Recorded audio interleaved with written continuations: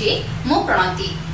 ए channel रो समस्त संवाद गुड़िक तथ्य भित्तिक और सत्य उपर आधारित, तेणु ए चैनल को आपण देखंतु, लाइक शेयर सब्सक्राइब। ओडिशा सीमांतरे ओडिशा जगारे पश्चिमबंग सरकार को दबंगिरी। सीमांत साहाबाजीपुर उपरे पश्चिमबंग पकाइछि लोलुप दृष्टि। रास्ता संप्रसारण आଳରେ ओडिशा जगा दखल करने उद्यम करिथिला पश्चिमबंग प्रशासन। ग्रामवासी विरोध परे कार्य बंद होइछि।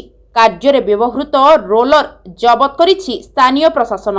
दिन दुई प्रहर रे ओडिशा सीमा भितर को धसई पसी बेआईन भावे रास्ता निर्माण करुवा बेले उत्तेजना वृद्धि पाइथिला। उत्त्यक्त लोके कार्य बंद करिबा सहित पश्चिमबंग को जाउथबा बेआईन बाली बोझेई हाईवा को अटकाई प्रशासन को खबर देइथिले। ओडिशार द्वारदेश कुहा जाउथबा बालेश्वर जिला भोगराई ब्लॉक रो सीमांत साहाबाजीपुर उपरे पश्चिमबंग प्रशासन रो लोलुप दृष्टि बारंबार स्थानीय अधिवासी और बुद्धिजीवी मनरे असंतोष रो दाना बांधुची। सीमांत साहाबाजीपुर और उदयपुर ग्राम को पश्चिमबंग प्रशासन दीघा शंकरपुर उन्नयन कर्तृपक्ष बारंबार प्रवेश करी सीमारे सीमेंट खुंट पोतिबा, तारबाड़ बसाइबा, दीघा शंकरपुर उन्नयन कर्तृपक्षर सूचना फलक लगेबा आदि कार्य सहित उदयपुर बेलाभूमि रे केबिन पकाई निज कब्जा को जागा नेबाकू उद्यम करुवा बेले स्थानीय जनसाधारण, स्वेच्छासेवी संगठन और बुद्धिजीवी बारंबार विरोध करि आसुछंती। आज 22 तारिख रविवार दिन साहाबाजीपुर निकटरे पड़ोशी पश्चिमबंग प्रशासन ओडिशा रास्ता को भांगी नुआ रास्ता निर्माण करि पसुथुवा बेले स्थानीय लोकंक विरोध पर कार्य अटकिछि।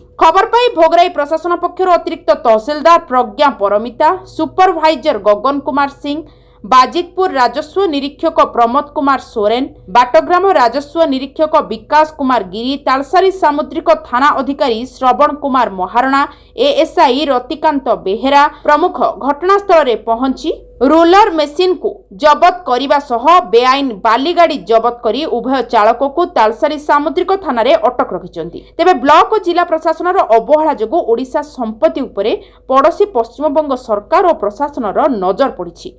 दिन राति शह शह बाली बोझेई हाईवा ओडिशा सीमा पार होई पश्चिमबंग को जाउथुवा बेले स्थानीय तालसारी सामुद्रिक थाना पुलिस और खणी विभाग निदा विष्णु साजी चुप बसिछि। तेबे आज WB 31A2429 नंबर रो एक बाली बोझे हाईवा गाड़ी भद्रक रु उदयपुर पर्यंत नकली कागज पत्र नहीं सीमा पारी जाउथला बेले स्थानीय लोके अटकाई पुलिस और खणी विभाग को खबर देइथिले, किंतु दीर्घ घंटा पर भी खणी विभाग घटनास्थल रे न पहुंचबारु भोगराई अतिरिक्त तहसीलदार प्रज्ञा परमितांक लिखित हस्तांतर क्रमे तालसारी सामुद्रिक थाना पुलिस गाड़ी को थाना रे अटक रखिछि। अपर पक्षरे ओडिशा स्वतंत्र राज्यर मान्यता पाइबार 90 वर्ष बीती जाइथिले सुद्धा सीमांत साहाबाजीपुर और उदयपुर सीमा समस्यार अंत न घटिबा और बंग सरकार निर्देश क्रमे तांको प्रशासन सीमा अतिक्रम करी रास्ता निर्माण करिबा स्थानीय अंचलवासी मध्यरे चर्चार विषय पालटिछि। तेबे उक्त सीमा समस्यार समाधान केबे हेबो